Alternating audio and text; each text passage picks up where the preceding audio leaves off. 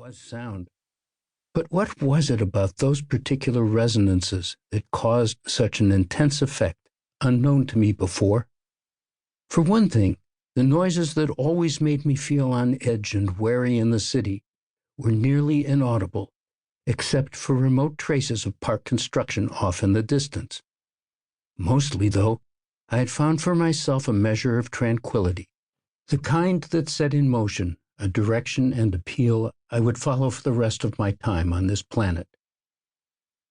Before that event, the noise in my life had been a constant din of acoustic distraction, an unhealthy condition magnified by my ADHD and consequential hypersensitivity to noise of any kind.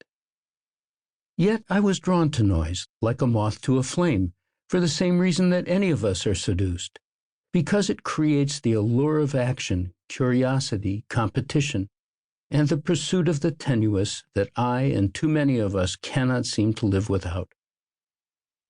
Because of poor eyesight, my life has always been primarily informed by what I hear. From the time I first saw a picture of a recording studio when I was 4 or 5, my goal was to become a professional musician. I had a violin in my hands by the time I was 3 and a half. At 4, my violin teacher introduced me to composition.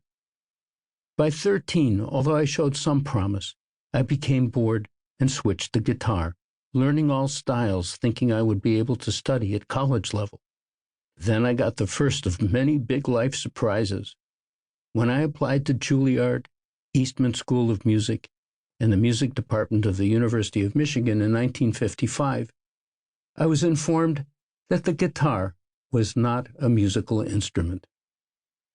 After earning a degree in Latin American history, I went east and began to work in the early 1960s folk music scene around Boston. At one point, I was invited to audition for the tenor position in a well-known folk group, the Weavers. The spot originated by the late Pete Seeger.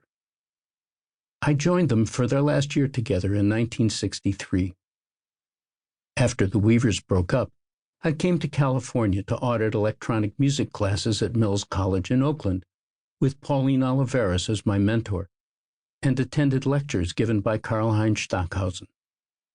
There I was introduced to Paul Beaver, and together we formed the synth team Beaver and Krause. In 1967, we introduced the synthesizer to pop music and film, first at the Monterey Pop Festival, and then during a weekly series of workshops at Paul's studio in Los Angeles. We made 5 albums together, one of them charted.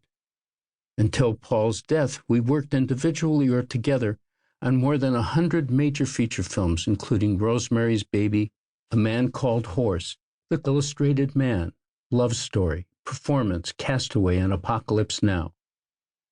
Artists we work with included Mick Jagger, George Harrison, Van Morrison, The Doors, David Byrne, The Beach Boys, Linda Ronstadt, Brian Eno, and many others.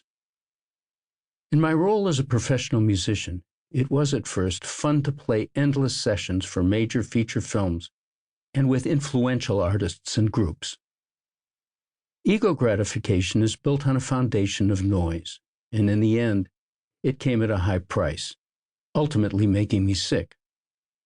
On my last major film session, after being fired more than half a dozen times while working on Apocalypse Now, where my task had been to generate helicopter sounds and program settings for about a third of the synthesized score, I quit music, went back to school, earned a PhD in creative sound arts with an internship in marine bioacoustics, and never looked back.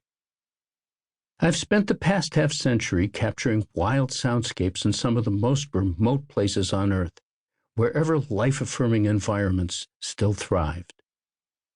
In the process, I've drawn on those blissful moments to learn the value of serenity, how to avoid the serious physical and emotional consequences of noise, and how to discover the acoustic environments that have a palliative effect on stress and anxiety. Our bodies know when things are right.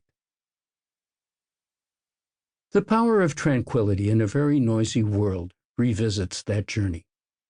Bit by bit, we will discover what each of us can do to realize the healing powers of positive acoustic encounters.